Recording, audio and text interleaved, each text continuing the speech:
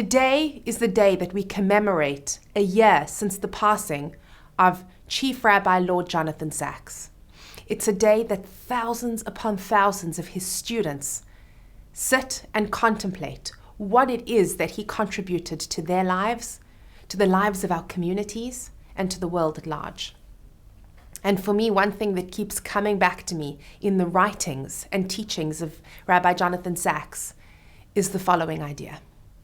You see, when Cain and Abel go and offer an offering to God, and we know the story, God accepts Abel's offering and doesn't accept Cain's, and Cain is furious. And the verse tells us that Cain goes up to Abel, his brother, and he says to him, and then he kills him.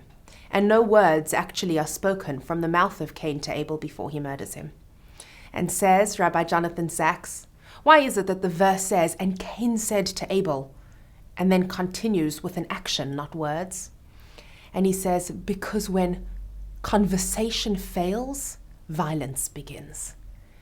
And one of the things which Rabbi Jonathan Sacks really exemplified was the idea of dialogue, communication, and conversation.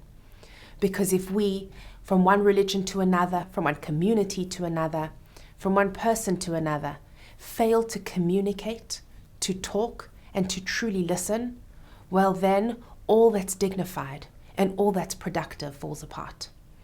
Famously, Rabbi Sacks tells the story about how he went to visit Amos Oz. Amos Oz was one of the most famous poets and writers in Israeli society, an extremely secular Jew.